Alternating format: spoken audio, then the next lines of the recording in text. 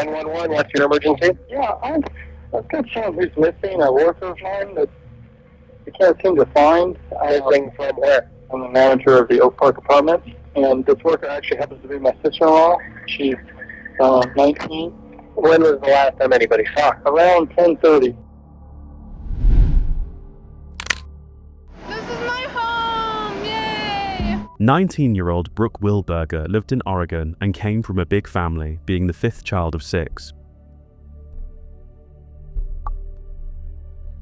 She had excelled in her studies and showed great promise when it came to sports, loving basketball, snowboarding, and running. When Brooke was 16, she started dating one of her oldest childhood friends, Justin. They were both devout members of the Church of Jesus Christ of Latter-day Saints, and while Justin was on a 2-year mission for the church, Brooke enrolled at Brigham Young University in Utah. Brooke had had difficulty with speech when she was younger, just starting to talk when she was 4, and her decision to attend BYU largely came from the fact it had one of the best speech pathology departments. That was what she wanted to do with her life, help people overcome speech issues and give them confidence. Her family said although she was softly spoken, she never held back if she thought something or someone was wrong. She had also outgrown her small community and wanted to experience more, so was definitely ready for college life. Her first year had gone well. After her freshman year was over, like many students, Brooke returned home for the summer and was keen to pick up some extra cash to see her through the next few months. Her sister Stephanie had got her a job at Oak Park Apartments in Corvallis, about 30 miles away from their parents' home. Stephanie not only lived at the complex, she managed it with her husband, so it really was the perfect fit for Brooke, a nice little summer job she could balance around her busy social life. She was going to stay with Stephanie for a few days at a time to do her shifts, and then catch up with everyone else around it. May 24th, 2004. It was the start of the week, a warm Monday morning in Corvallis, Oregon. Stephanie and Brooke had made plans to get lunch that afternoon in between Brooke's shifts. At 10 a.m, Stephanie looked out her window and saw Brooke filling a bucket of water to go and clean some of the outside lights with. A few hours later, Stephanie, who had been busy making lunch for her children and sister, suddenly noticed the time. It was now way past 1 p.m. Brooke was late. Stephanie said she grabbed her kids, jokingly saying to them, "Okay, let's send the search party out." She walked around the buildings, assuming Brooke had either got caught up with a resident or doing a job and lost track of time, but she suddenly saw something that made her feel a bit uneasy. The bucket of water Brooke had been filling up, along with her cleaning supplies, was sat by a nearby lamppost. As she walked closer, she realized that the flip-flops Brooke had been wearing that day were there too. The plastic part that goes in between your toes were ripped, and they were covered in mud. Stephanie said it looked like she had been physically dragged out of them as she was trying to stay put where she was. She called her husband and they ran around for a bit longer, and when everyone realized that her phone, bag and wallet were all inside her locked car, just after 3 p.m, they knew it was time to call 911. 911, what's your emergency? Yeah, I've got someone who's missing, a worker of mine that we can't seem to find. Missing from where? I'm the manager of the Oak Park Apartments, and this worker actually happens to be my sister-in-law. She's 19. When was the last time anybody saw her? Around 10:30. The police were immediately as concerned as Stephanie was. Lieutenant Ron Noble said, "Adults can come and go as they please, and we would normally wait to see if she showed up, maybe the next day. But in this instance, that just wasn't going to cut it." Brooke was clearly not at all the type of person to just disappear and not say anything to anyone about where she was going. A couple of residents reported hearing a scream that morning at around 10:30 a.m, but no one had actually seen anything. Within hours, word had travelled fast. While some investigators were going door to door to talk to everyone in the complex, others were tracking down the sex offenders in the area, and with around 2,000 of them, this was a massive task. Naturally, they also wanted to talk to her boyfriend Justin, but he was as far away as you could get. His mission was in Venezuela, and everyone could attest to him being there the whole time. Marriage was on his mind, and Brooke had always spoken about wanting a big family with lots of kids. Justin just couldn't believe that this was now his reality. He was ruled out as quickly as they spoke to him. Police Captain Jonathan Sassaman said, It was extraordinarily stressful. You had a community looking for answers. You had a community that was scared. Was there somebody else out there? Who's going to be the next victim? Brooke's case soon became one of the most publicized in Oregon's history. Hundreds of people were involved in the searches, and the FBI were called upon. People were reporting to have seen who they thought could be Brooke all over parts of Oregon, and further out even than that. A couple of days later, investigators did get a tip about a man named Sung-Koo Kim, and he was soon a person of interest. Kim was a very reclusive 30-year-old who lived about 80 miles away from Corvallis with his parents. He had been put on their radar when it came to light he had been stealing underwear from college dorms all over the place and had since been charged with burglary. One dorm room he stole from was in fact at Oregon State University, just a stone's throw away from Oak Park Apartments. A search of his home had uncovered thousands and thousands of pairs of women's underwear, and the detective's theory was with behavior like this, it could easily escalate.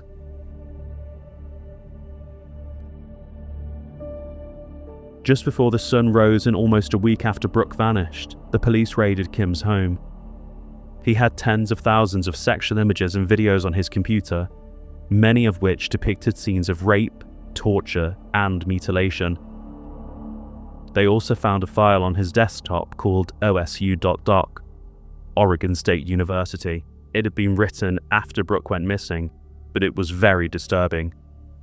It was essentially a guide on how to commit a sexually motivated crime and get away with it, including what clothes should be worn and what you should take with you. But there was nothing there that linked him to Brooke.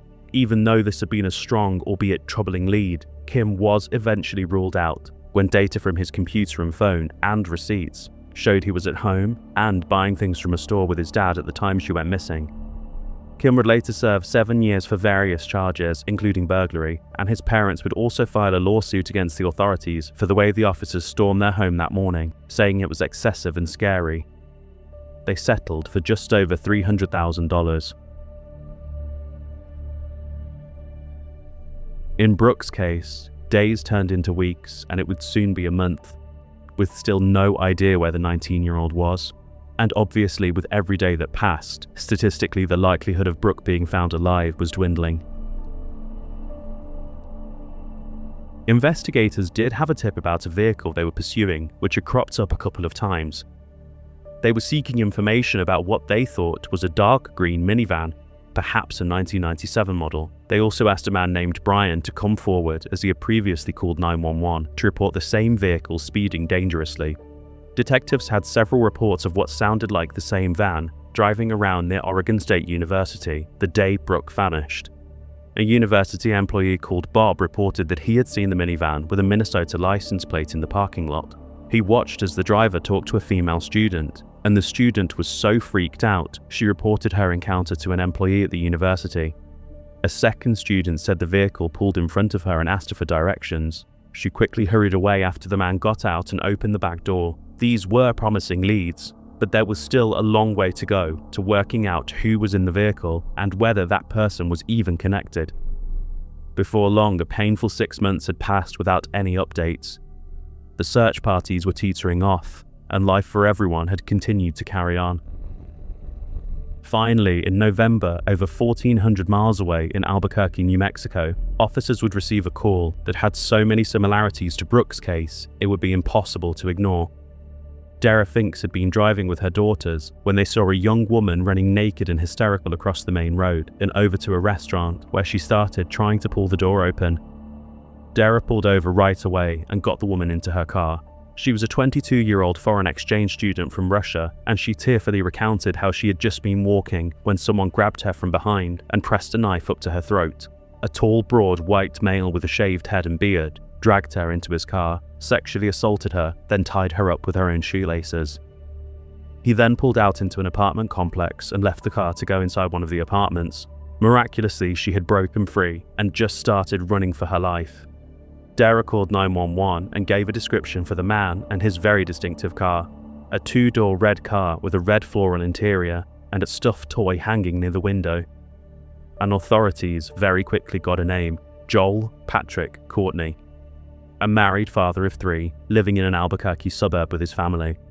He was found just a few blocks away inside his car with a crack pipe and a knife. Joel was actually a convicted sex offender, having served time in 1991 for sexual assault, along with many other crimes over the years. The 38-year-old Joel had spent most of his adult life moving around, picking up various jobs. He had been everywhere from Alaska to Florida to New Mexico and Oregon. Joel's wife Rosie had very recently filed a restraining order against him after he had choked her. His sister Dina said he had a genius-level IQ as a child and seemed destined for a bright future, but at the age of just 11, he started taking drugs which got progressively harder, and during his teenage years he developed a fascination with Satanism.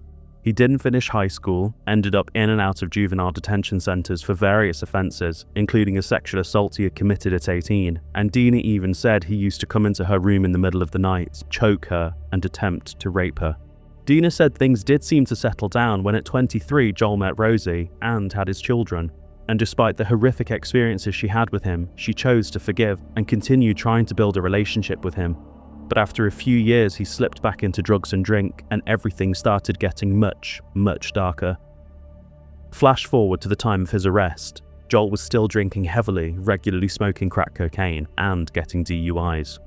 He was quickly charged with the rape, kidnap, and battery of the 22-year-old exchange student, and during his interviews, one diligent detective couldn't help but make connections to Brooke's ongoing and now very media-heavy case all those miles away. Brooke and the other student were also very similar in terms of appearances, and it seemed they had been abducted in much the same way. The detective called the police station dealing with Brooke's case to ask them if they had heard of Joel. It turned out, on the day Brooke was abducted, Joel had been in that very area with his family. And when Joel's sister Dina was contacted by Rosie to talk about his arrest, her mind went to the exact same place as the police's. After Dina entered the call, she turned to her husband and said, "Do you think he couldn't be involved with it? It's impossible to even think it's possible," before trailing off and thinking about the missing 19-year-old.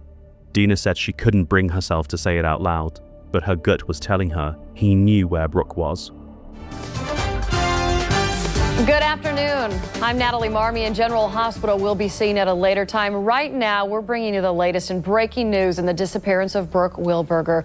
We now know police believe Brooke was murdered, and police believe a man currently sitting in an Albuquerque jail was the one who killed her. Despite them not having Brooke's body, she was now presumed dead, and while Joel sat in a cell, they spent months gathering evidence against him. When investigators tracked down the vehicle Joel had been driving at the time, lo and behold, it was a dark green minivan, the same vehicle reported by numerous people speeding around the area. A forensics team completely gutted it, swabbing and testing everything inside. And after many months of waiting, the results were back, and they were crystal clear. In the spring of 2005, Brooke's DNA was confirmed to be inside, and her blonde hairs were in a hairband inside one of Joel's bags. From the DNA, they were also able to determine that Brooke had been raped.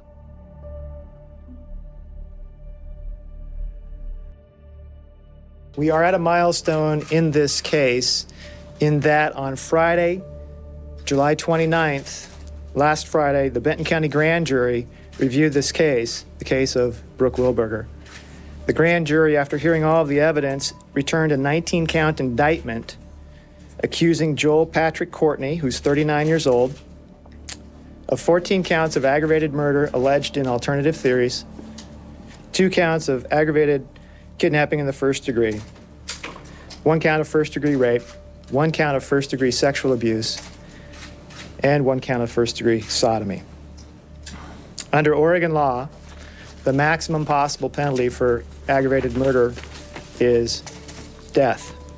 With charges pending in New Mexico, however, it is unlikely that he'll be available for extradition to Oregon for some time. So don't expect to see the defendant before an Oregon court in the next few days or the next few weeks. As you know, the defendant was arrested November 29th of last year in Albuquerque on similar but unrelated charges in their jurisdiction involving the abduction and sodomization of a college-age student there in New Mexico. The huge difference between that case and our case is that the victim in New Mexico was able to escape and survive the attack and report it to the police. Joel Patrick Courtney was finally charged with 19 counts. including aggravated murder, kidnapping, sodomy, and rape. The prosecutor said when he was shown the paperwork, he spent the afternoon laughing about it with his other inmates. Although Joel was still denying even having heard of Brooke, let alone doing something to her, when his mother visited him and asked him outright if he had killed her, he paused before saying, "They'll never hold me accountable for this." In January 2007, despite Joel claiming his mental health issues deemed him incompetent to stand trial for what he did to Brooke, the court determined he was mentally sound enough. Brooke's mom, Cammie, said she was driving at the time she got the news and did a little dance around the car when she heard. She said she had no idea how close she came to falling into the black hole, thinking about him not having to stand trial. But he first needed to face justice for his attack on the woman in New Mexico. A Rio Rancho man who faces a murder charge in a highly publicized Oregon case has been sentenced to 18 years in prison for kidnapping and raping a University of New Mexico foreign exchange student back in 2004. Joel eventually pleaded guilty and was sentenced to 18 years for kidnap and rape. At his sentencing, he continued to disrespect the court and the judge. I have no respect for this court. You're the rudest person I've ever met. I would spit in your face if I was close enough. No. Don't even start. Police said the more he showed what kind of person he was, the more motivated and frustrated they became. He was going to tell them where Brooke was, and they were going to find her, come hell or high water. 5 years since Brooke was last seen, and Joel's trial had been set for early 2010. He was facing the death penalty, and prosecutors wanted to cut him a deal in exchange for Brooke's remains. For months he refused, playing games with everyone. But after several particularly bad beatings from inmates, and unable to get any anxiety medication, he decided he wanted a change of jail. He had weaponized knowing exactly where Brooke was, and held it over everyone's heads all this time, until he could get something from it. So this was what he came back with. Joel said he wanted to serve out the remainder of his 18-year sentence in New Mexico near his family, and then move back to Oregon after that was done. He also wanted the death penalty off the table. Everyone agreed. And with this, Joel changed his plea to guilty, and finally agreed to give Brooke's family all they had been asking and praying for half a decade. Missing person posters are being taken down for Brooke Wilberger. More than 5 years after she disappeared, police in Oregon have finally located the remains of the 19-year-old college student. Oregon's Attorney General is in Eugene for several reasons, but he spent the day tackling questions about the Wilberger case. John Kroger says he applauds the work done by the Benton County District Attorney's Office. Oregon's AG is pleased with the outcome, getting Joel Courtney to give up Wilberger's remains as part of the plea deal. He also believes the DA's office handled the case well, especially since the case came with a lot of public scrutiny. I think it was very important not only to make sure that he serves a life sentence without any chance of release, but also to make sure that the remains of the victim were found. I think that was extraordinarily important.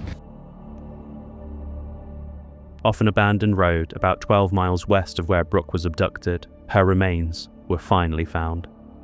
He had hidden her body on some private property, concealing her beneath a fallen tree. They used dental records, and she was also identified by her mom, who could say that the silver watch she had got her for Christmas had still been on her. Cammie remembered gifting it to her so clearly. Brooke's family, always showing strength and class, said they felt gratitude even to Joel. Cammie said, "We are thankful that justice is served, and he will have no opportunity for parole. Now he can go on with what's left of his life." In court, Joel admitted to what he had done. He said he had been driving around the area that fateful day looking for a young woman. He admitted he attempted to abduct 2 other university students before Brooke, the 2 students that had already shared their stories, and he was charged in their cases too. But when he drove past Brooke, alone and working, he changed his approach and pretended to be a delivery driver. Once she was near the van, he abducted her at knife point, dragging her inside where he bound her with tape and sexually assaulted her.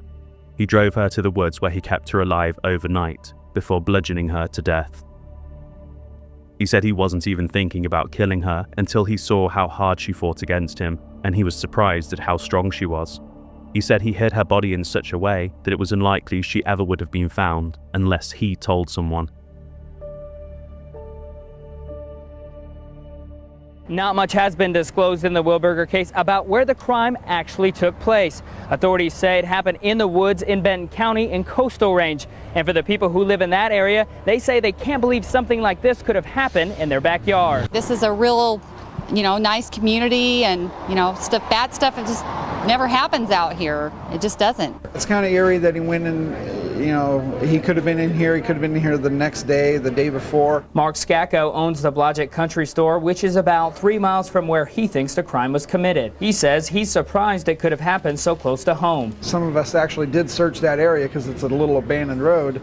And nobody seen anything. So, if something wants to be hidden, it can be hidden very well. But the news about Wilberger hasn't changed their attitude about Blodgett. We love it here, and we just are so sorry that this happened, but it doesn't change our feeling about the community. And no one worries there's anything else hidden in these woods. I'm not going to pick up my bags and leave. This is my hometown, and anywhere you go, it can happen. He has never apologized to her family or shown any signs of care or remorse. He was sentenced to life in prison without parole. Dina, Joel's sister, said, "From the very first inkling of a possible connection, the core of our family has stood with solid conviction that while we love Joel, we answer to God first and foremost, and would commit to making ourselves available to the pursuit of clarification of facts and events." Our first prayer from November 30th, 2004 was, "Father God, we ask if Joel is responsible for this, that he would tell the truth, and please let Brooke be found." When I learned that the truth had been revealed and Brooke's body had been recovered, I wept. The emotions are bittersweet, but I am so thankful that the Wilberger family can have the resolution that they have so diligently sought. And while that isn't known for sure, but the FBI strongly believe he could be a serial killer, identifying 3 additional victims in Oregon that Joel may have sexually assaulted and killed. The prosecutor said she had only ever met one other person that made the hair on the back of her neck stand up in the same way because they were so evil, and that was serial killer Richard Ramirez. It's just a total community effort, and not just Corvallis, but all of Oregon, really. Everybody worked together. Cammie Wilberger takes the podium at the LaSalle's Stewart Center in Corvallis. She sends her deepest thanks to those, some strangers, who've lent their support over the years to help find her daughter Brooke. Because it seems one way or another, everyone in Corvallis is connected to the Brooke Wilberger case. The story lingering strong for years in the town, so much that it easily brings tears to former volunteers. I walked several different days, trying to find her. Organizers say without a doubt this has been a defining moment for Corvallis. We do not want ourselves as individuals or this community to be defined by tragedy. As for the next couple of years, Cammie Wilberger says she hopes not for closure, but a beginning to what's been shown to them all these years, love. We have a lot of things that as a family we're doing, but everybody just moving on, doing good things, trying to, do the best you can do to love other people and do what Brooke would have done.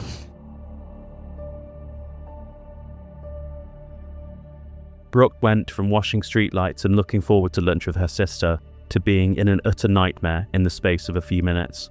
Her sister Stephanie said, "I could be 80 years old and have my entire life behind me, and I don't think I will ever reflect on what happened to her and be okay with it. Time's not going to make that okay." She added that she can't imagine, but longs for a day when she doesn't continuously run over that morning back in 2004, thinking of what she could have changed. Could she have changed anything at all? It's truly an exhausting loop of thoughts. Cammie said the grief will always run deeper than anyone can imagine. Our family have kind of likened this to an iceberg experience, although what the public sees seems raised and maybe devastating.